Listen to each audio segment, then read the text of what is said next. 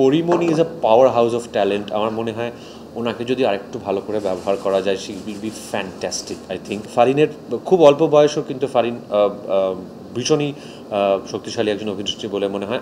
বাংলাদেশের কাদের কাজ দেখা হয় বা কাদের কাজ ভালো লাগে এরকম দু একটা নাম বলা যায় কিনা? অধিকাংশ লোকই চেনা, অধিকাংশ মানুষই চেনা। আমি মানে কার কথা বলবো, আমি আমি যাদের আমি কাজের যাদের ভক্ত তাদের মধ্যে আমি বলতে পারি আমি মোশাররফ করিমের কাজের ভক্ত, আমি চঞ্চল চৌধুরীর কাজের ভক্ত। আমার আমার সমবয়সী মোটামুটি যারা তাদের মধ্যে আমি দেখেছি যে আমার নিশোর কাজ ভালো লেগেছে, অপূর্বর কাজ ভালো লাগে, জয়ার সঙ্গে একটা আমাদের ভীষণই ভালো সব সুসম্পর্ক আছে। জয়া দুদিকেই এত যে পরিমাণে কাজ করেন সেই কারণে একটি একটি খুবই অল্প বয়সী একটি মেয়ে, তার একটি কাজ আমি দেখলাম সাম্প্রতিক সময়।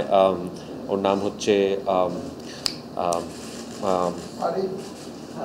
Farin, yes, Tasnia Farin, yes. ওকে, ওর কাজ আমার ইনফ্যাক্ট একটি পুরস্কার অনুষ্ঠানে ওটা পুরস্কারও পেল। সেই অনুষ্ঠানটাতে আমি দায়িত্বে ছিলাম, অনুষ্ঠানটি সঞ্চালনার দায়িত্বে ছিলাম। তো ফারিনের খুব অল্প বয়সও কিন্তু ফারিন ভীষণই শক্তিশালী একজন অভিনেত্রী বলে মনে হয়। আমার মনে হয় যে এটা বাংলাদেশি মিডিয়া প্লিজ এটা ভুলভাবে লিখবেন না। এটা আমি আপনাদের সকল কাছে আমার মানে করজোড়ে অনুরোধ। এটা হচ্ছে আমার মনে হয় যে Pori Moni is a power house of talent. আমার মনে হয় ওনাকে যদি আরেকটু ভালো করে ব্যবহার করা যায়, she will be fantastic. I think মানে আমি যেটুকু ওনার কাজ দেখেছি আমার মনে হচ্ছে she is absolutely fantastic. And মানে আমি মুখিয়ে থাকবো ওনাকে মানে আরও মানে ওনার কাছ থেকে আরও ডিমান্ড করা হয় এমন কোনো ভূমিকায় ওনাকে দেখবার জন্য।